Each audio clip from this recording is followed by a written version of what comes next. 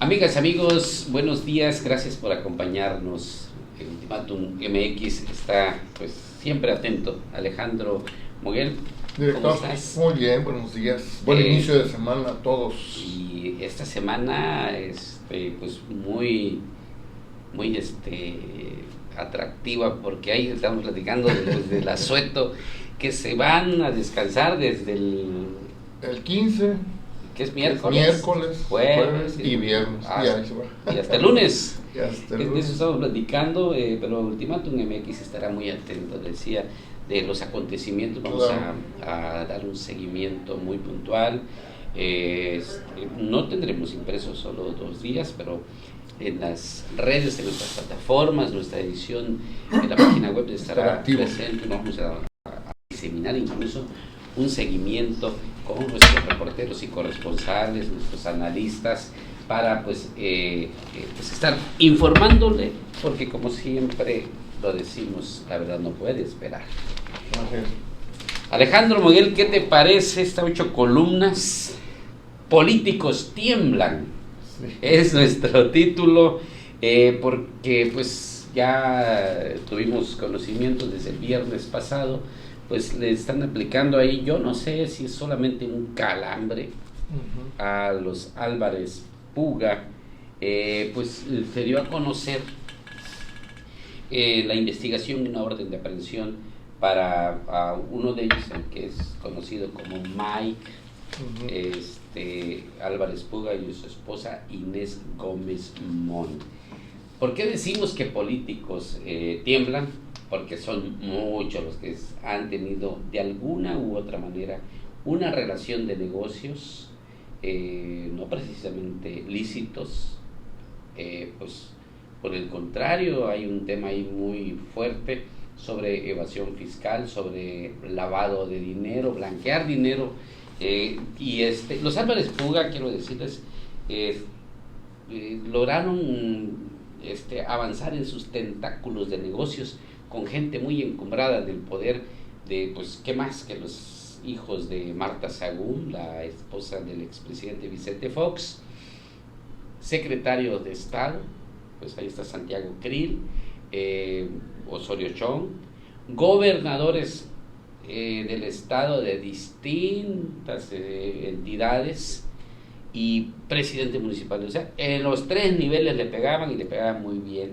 Así de que eso estamos abordando hoy en Tarot Político, y que llevamos a nuestras 8 columnas. Alejandro, ¿qué te parece esta historia? Pues fíjate que pues sí, es muy interesante y llamó mucho la atención porque, digo, para nosotros, porque se han desarrollado dentro del territorio chiapaneco, tuvieron mucha resonancia sus nombres durante, yo lo recuerdo a partir de Juan Sabines, aunque por ahí dices que estuvieron con Pablo Salazar, bueno, en ese tiempo, ¿verdad? Sí. Sí, por eso nos parece importante. Pero además, yo recuerdo que a principios de este sexenio ya había rumores de que les iban a emitir una orden de aprehensión y luego se apagaba, lo volvían a decir y luego se apagaba, pero esta vez sí tuvo mucha fuerza. Sí. Pero por lo que tú dices, bueno, en primer lugar, refieres muy bien ahí en la columna el modus operandi de ellos, ¿no? Que era a través de las outsourcing, que son mecanismos que el presidente López Obrador y su gobierno han tratado de mitigar en estos primeros 2 años. ¿Por qué? Porque pues recordamos a la audiencia que el mecanismo del outsourcing les permite a las empresas, incluso al gobierno, ¿no? Realizar algunas actividades que no están fuera de la ley, sino que tiene ahí algunas cosas que les favorecen, ¿no? Pero había otras, por ejemplo, las facturas, empresas fantasma, muchas cosas que sí estaban fuera de la ley y evadían muchos impuestos.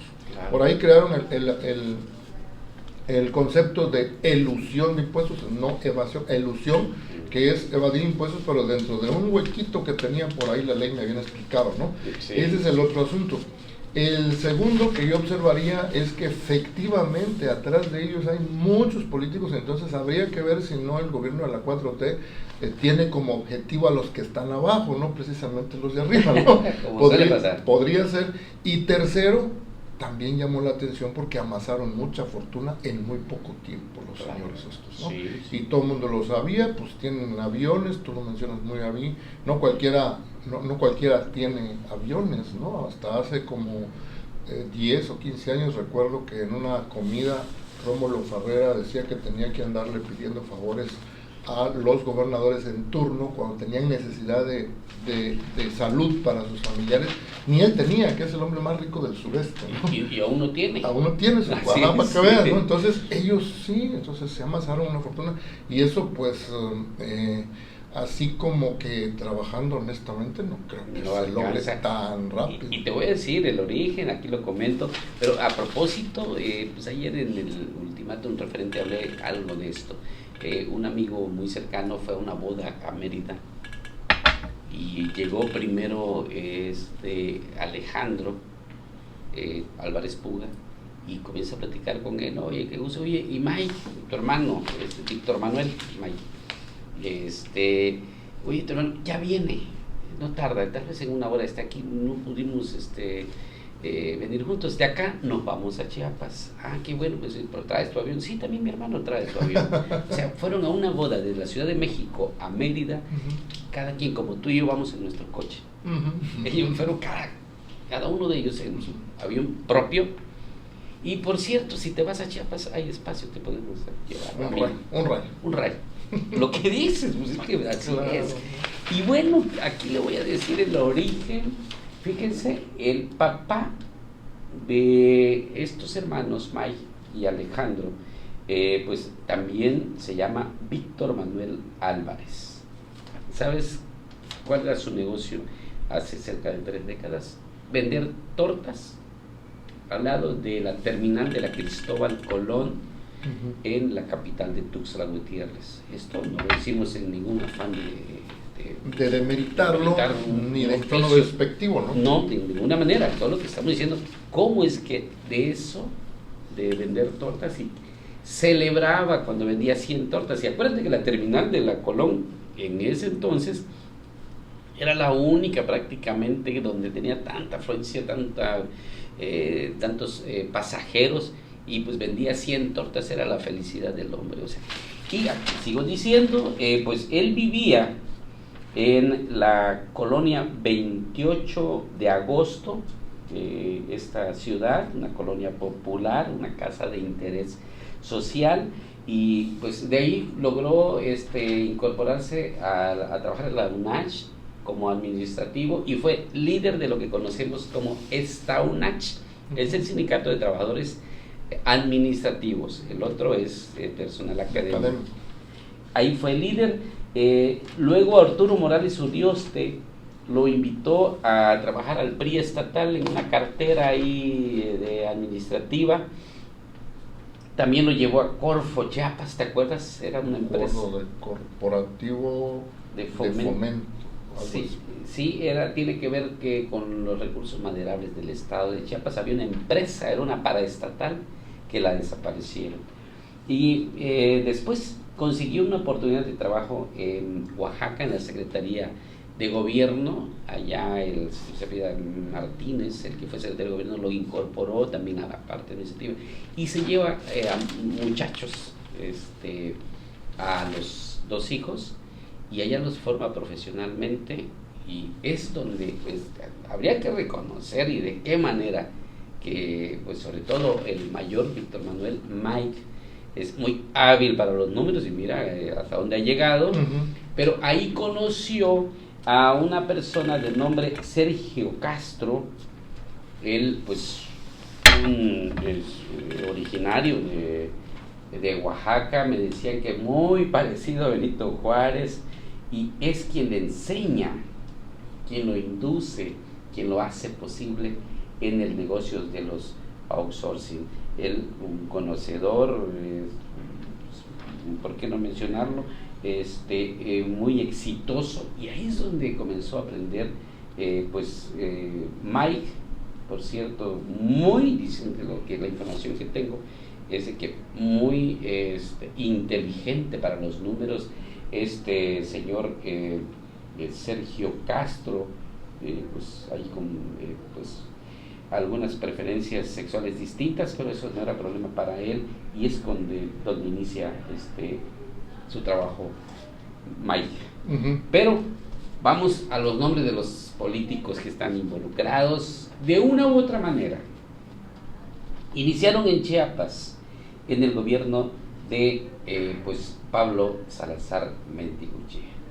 Luego con Juan Sabines fue cuando se empoderaron y lograron hacer los grandes negocios, y que por cierto en una sacapela, en una comilona, por si tuvo un desentendido, ya ves cómo, te acuerdas cómo era don Juan, Juan Sabines Guerrero tomaba las copas y a veces se perdía un poquitín, y tuvieron una discusión que Mayo terminó diciéndole cosas fuertes al entonces gobernador. A ese nivel se sentían empoderados, que por cierto, a raíz de ese problema, en ese momento le ordenó le clausuraran algunos antros, negocios que tenía, incluso construcciones, lo persiguió, y fue producto de eso, que como que no se entendían ahí muy bien.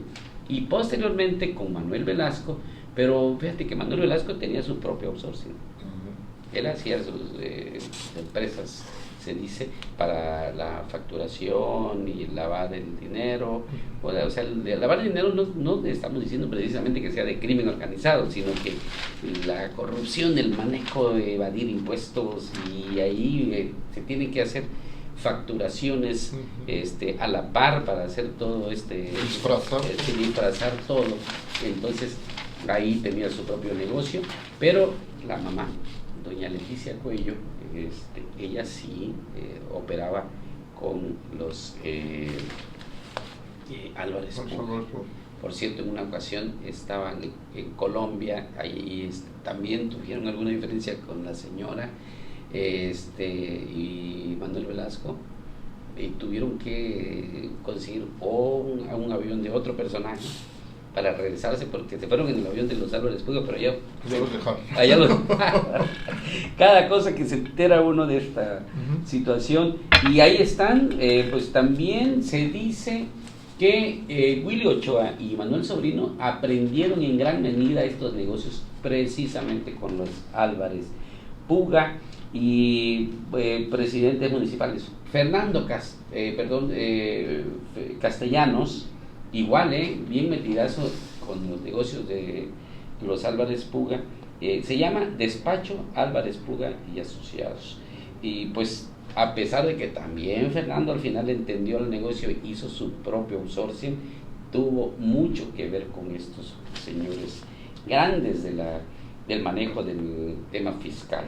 Y por otro lado, en el tema nacional, también decir, José Antonio Aguilar Bodegas trabajó en un buen tiempo con ellos, y en el 2012 se retiró. Ya no tienen empacho en decirlo. Por cierto, esta investigación corresponde al 2015, es algo que tiene que ver con el secretario de Gobernación, Miguel Osorio.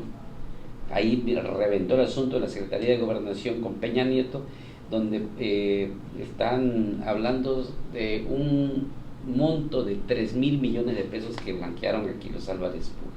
Y así podemos encontrar más personajes políticos, fíjate, Alejandro, como Rubén Moreira, Alejandro Moreno Cárdenas, fue gobernador de Campeche, también le lavaba dinero, a Pepe Murat y a sus hijos que han estado también. Pero aquí está el cuestionamiento, el interrogante político. Decíamos, y lo dije en la columna, que cuando tienes un tema de una investigación, ¿para qué lo filtras?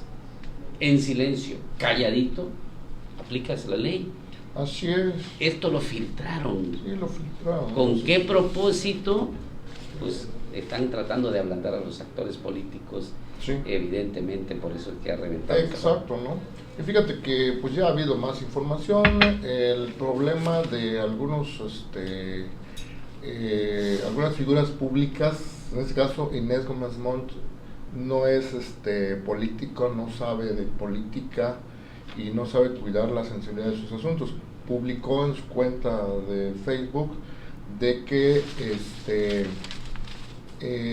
no tenía por qué estarse filtrando esa información, que no sé qué, o sea, en vez de que se quedara calladita, ¿no? Empezó a hablar. Pero sí, fíjate que ha surgido otra información de que ella está en Estados Unidos, no está en México, comenzar.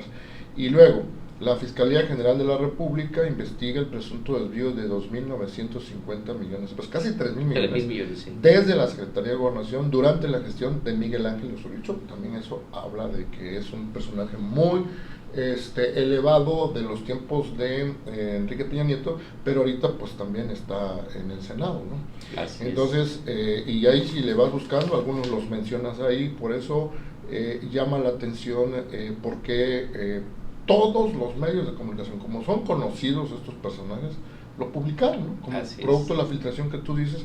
Y no olvidemos que su papá fue secretario de Gobernación. Creo que es tío don Fernando. Sí. Es bueno, tío, Fernando Gómez Moore. Panista. Panista. Por aquí estaba viendo una publicación y dice, bueno, y aunque sea tío, pues es un personaje cercano a ella, ¿no? Claro. Entonces, y por eso también el boom noticioso, los medios están a la casa, pues desde luego, de una noticia. Y cuando se habla de casi 3.000 millones de pesos, pues ya también ya calienta, como dice el clásico. Pues el clásico. Entonces fue una notición, la verdad, y sí, llamó mucho la atención. ¿Y sabes de dónde? Vive en Miami. Su esposo es Mike. ¿Y sabes dónde revienta? Porque muy a su estilo, fiel a su formación, no declaró esa casa donde vive, la que está en Miami, al SAT.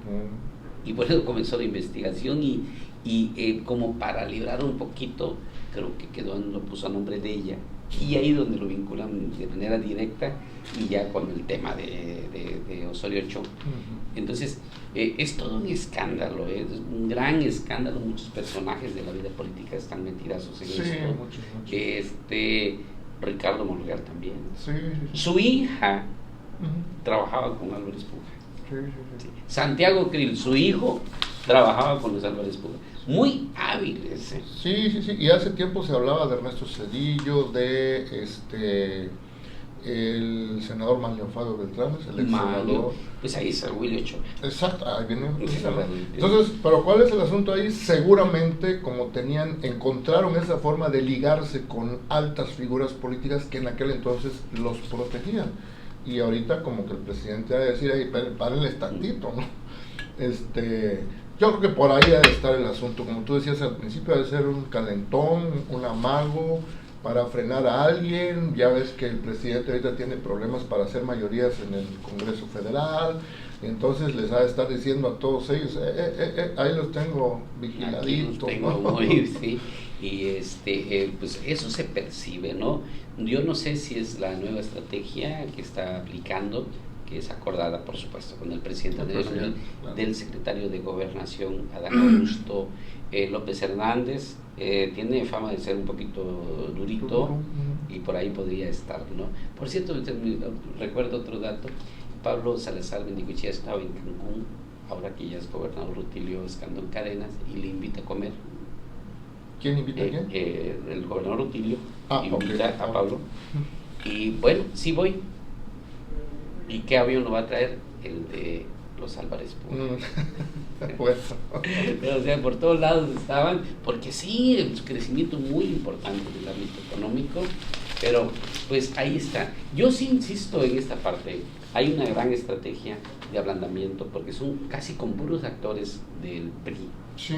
Y faltan, PRI verde, Manuel Velasco, que faltan, que son necesarios para que en el proyecto que tiene el presidente Andrés Manuel, con sus reformas, con todo lo que pretende hacer de aquí al cierre de su administración, ocupa de estos votos. Claro, y además se ve un cambio de estrategia de él en otro sentido. No sé si viste que ya invitó a 2 gobernadores, uno del PRI y uno del PAN, para que se integren a su gabinete. Entonces, si antes los pateaba y los quería tener lo más lejitos posible, ¿no? Porque son sus adversarios más acérrimos, y ahora ya los está invitando. También habla de un cambio de estrategia, y creo que de eso escribe Juan Carlos. Eso te iba a decir, Juan Carlos. Dice en su título, el viraje insospechado de la 4T, esto que está pasando. Y solo para cerrar el tema de los Álvarez Puga, sí, también hay un queremos entender una motivación política del presidente Andrés Manuel y sus asesores, pero también déjame darle otro dato. Uno de los hijos de Andrés Manuel está metido en el negocio de los outsourcing. Ahí lo dejamos para las conjeturas, las conclusiones. No sé si haya una mano ahí también muy interesada en pues echar abajo, aniquilar a los del pasado, y pues también ahora es que ellos suyo. Sí. Y el día de mañana, ¿cómo dice ese dicho? Los matanceros de hoy serán los cerdos de mañana, algo así, ¿no? Pues, así es. Ahí lo dejamos. Vamos ahora con Juan Carlos Calimayor. Pues sí, está hablando, sí, justo de lo que mencionas. Aquí está hablando de los gobernadores como del Mazo y Murat, que ya están muy afines al gobierno de la 4T, y por ahí él señala que pudo darse la salida de Julio Scherer. Pues como que a Scherer no le gustó, no compartió la idea de que se esté dando ese viraje de la 4T hacia actores del PAN y del PRI, lo que tú decías, Alejandro. Aquí están, a ver, déjame decirte. Quirino Ordaz se va como embajador, fue invitado por el presidente Andrés Manuel a ser embajador en España. Es el gobernador saliente de Sinaloa. Es un gobernador al que pues en su momento parecía que no había buenas relaciones y que lo cuestionaba. ¿Cómo cuestionó todo el tiempo el presidente Andrés Manuel hasta hoy? A los gobiernos priistas básicamente, y de paso a los panistas. ¿No? Entonces ahí se le ve un coqueteo, un cambio de, o sea, ya es se le ve más suave, bueno, por lo menos en estos dos actos a los que se refiere Juan Carlos, ¿no? Sí. Una postura mucho más flexible, como más negociadora, lo que no había mostrado en los primeros meses. Era confrontar, frontal. Sí, todos los días. Sí, alguien no ha de haber convencido de que no va a poder llegar muy bien a los 6 años, y no sé si se pueda recomponer todo lo que ha hecho en los primeros 3, pero pues, y aquí también es una invitación, no sé si vayan a aceptar los dos, pues ya es que uno es el PAN y uno es el PRI. Sí. Pero quién sabe, lo vamos a ver, porque el asunto está en el Congreso Federal, ¿no? Ahí se va a notar rapidito. Sí. Lo que parece dicen, ¿no? Así es, pues sí. Rapidito nos vamos a dar cuenta si de verdad negociaron desde las cúpulas.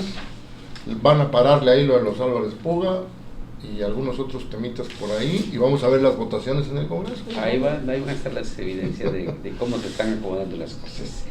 Y bueno, pues gracias a Armando Ríos Peter en Sociedad Horizontal, habla del paquete fiscal, y es algo que vamos a abordar ya en el tema local, pero está diciendo que el pasado 8 de septiembre se presentó el paquete fiscal para el 22. Pues déjame decirte que está hablando que el país crecerá un 4,1% el próximo año. Son los datos que está manejando, y me parece muy importante lo que dice aquí. Mira, se prevé que los ingresos presenten un incremento del 8,9% en términos reales comparados al ejercicio del 21, y más abajo se pregunta Ríos Peter, ¿de dónde saldrá ese 8,9% si también en este paquete fiscal se está diciendo que el presidente va a cumplir con su compromiso de no incrementar los impuestos? Ni crear ni incrementarlos, ¿no? Sí, ¿de dónde saldrá en consecuencia el 8,9% de ingresos adicionales para el 22? Se pregunta. Sí, bueno, hay que explicarle a la gente que el presupuesto de egresos te plantea lo que van a gastar, y la ley de ingresos cómo van a obtener ese dinero que van a gastar. Entonces hay que ver la ley de ingresos. Yo creo que se van a ir con reforzar las acciones de cobro de impuestos, ¿no? Podría ser uno de los aspectos, pero vamos a esperar a ver qué, porque o sea, puede ser la forma en que se hacen de dinero los gobiernos es o a través de impuestos o préstamos, y el presidente va a endeudar. Entonces pues habría que ver, ahí está la incógnita. Pues sí, y fíjate, también insiste Armando Ríos Peter, el proyecto de presupuesto de egresos para el 22 prioriza el financiamiento a los llamados programas sociales prioritarios. Y aquí nos dice, los primeros presentan un incremento del 36%, principalmente por el aumento de recursos destinados al programa Bienestar para las personas adultas mayores, lo cual pasará de 139.000 millones a 238.000 millones con sus números adicionales.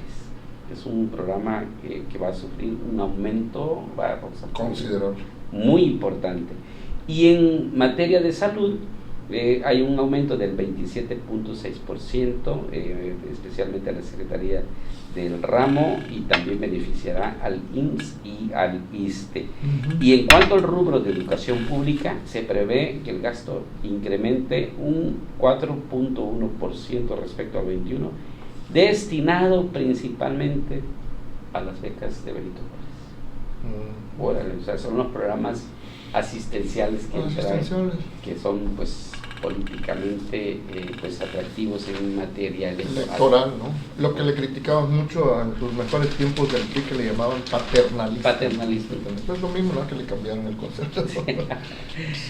Oye, y la impunidad sigue reinando, nos dices, acá entre nos. Pues sí, hay muertos y más muertos y más hay muertos. Varios eventos que han dejado pues nada más a bordo los eventos fatales donde ha habido muertos, ¿no?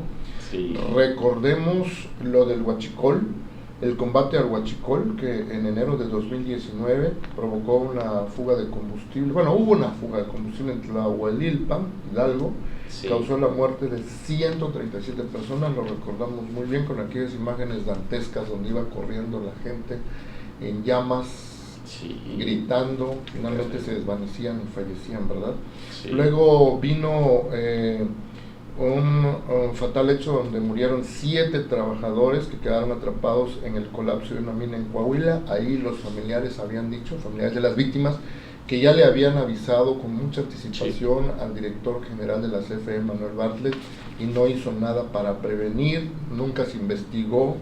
Luego vino lo de la línea 12 del metro, donde hubo 27 personas, donde pues unos vagones se vinieron abajo, sí. Y ahí recordamos pues que Marcelo Ebrard era jefe de gobierno cuando se construyó esa línea 12 del metro, la famosa línea dorada, y se supo en su momento, fue mediático, de que él apresuró a las constructoras para que terminaran antes de su mandato y él pudiera inaugurar esa obra, parándose el cuello como siempre los políticos no quieren dejárselo al que viene, ¿verdad? Así es. Hubo una investigación, se repusieron cosas en aquel entonces, pero ya luego vino doña Claudia Sheinbaum de Morena y no se supo que le dieran mantenimiento. Vino la tragedia, ella solapó a la directora del metro.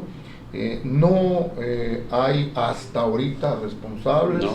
Recordemos que el peritaje que hizo una empresa foránea, y ahora nos podemos dar cuenta que lo hagan las de acá o lo hagan las foráneas, siempre traen un resultado como les acomode muy bien, ¿verdad? Sí, encontró pernos con soldaduras deficientes, pernos faltantes y pernos mal colocados. Bueno, pues hay que encerrar a los pernos, ¿no? Pues, no hay nombres de responsables. Y lo más reciente, la semana pasada, una inundación en un hospital del IMSS en Tula, Hidalgo, donde fallecieron 17 personas en total, 15 de ellas por falta de oxígeno medicinal, estaban graves de COVID, y se habla de que había una planta de energía eléctrica, pues dicen ellos que era de emergencia, pero estaba mal colocada, entonces se inundó, se cortó el servicio de energía, se cortó el servicio de manera súbita de oxígeno medicinal y mató a estas personas. Y hasta la semana pasada pues todos se aventaban la bolita, ¿no? La Conagua, el Protección Civil Nacional, el propio IMSS, ya no digamos el presidente municipal de esa localidad ni el gobernador del estado, pues que ellos serían segundos responsables políticamente, ¿no? Pero alguien debe haber ahí que no hizo bien las cosas, que no previó las cosas, y hasta ahorita no se habla de investigación. contra nadie, ¿no? A eso me refiero, pues nos han vendido la idea de que van a combatir la corrupción y la impunidad, y bueno, esto se llama impunidad, de que se cometen hechos ilícitos, ya sean por hecho, válgase la redundancia, o por omisión, y no se esmeran en buscar responsables, ¿no? Ni siquiera políticamente responsables, que recordemos que los políticamente responsables por lo menos los separan de su cargo, mientras investigan. En este caso ni la directora, creo que es mujer, la directora de ese hospital, claro, ni funcionarios menores, ¿verdad? Y eso es lo lamentable. Ahorita ya hay familias que están presentando denuncias, familia de las víctimas. Sí, y esto ya en el ámbito político le pega muy fuerte a Zoe Robledo Aburto, Pacheco. Digo, pues él no va a estar cuidando la bomba, pero también tiene una responsabilidad y que debe ya bajar la investigación. Debería bajar la investigación. Por supuesto, y le afecta, es vulnerable por este tipo de cosas. Insisto, no es el directamente responsable, pero sí alguien del Seguro Social debe responder.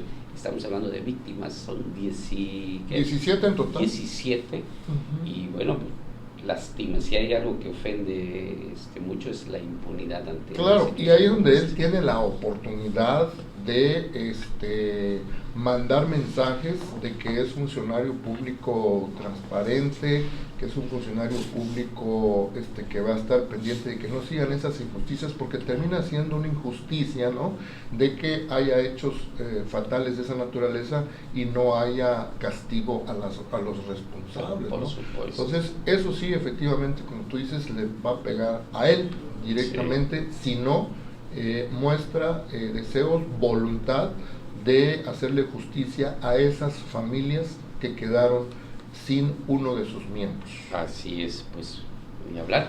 Deben dar la cara a los responsables, por supuesto. Y concluimos el arsenal de plumas de esta manera, y le anuncio que tendremos la entrevista con la diputada Ana Laura Romero Basurto del Partido Verde Ecologista. Pues vamos a hablar de estos presidentes municipales que no quieren cumplir con la cuenta pública y que ya se acerca. El último de este mes concluye su periodo, pero no están siendo tampoco lo necesariamente responsables para algo que tienen que hacer, cuentas claras. Hay de ellos, porque cuando ya no estén será más complicado. Sí, ya no, ahorita tienen oportunidad de corregir algunas fallas menores, pero cuando se vayan, manos afuera. Hay de ellos. Bueno, nos vemos entonces en unos minutos con la diputada Basurto. Muy bien. Buenas tardes, con permiso.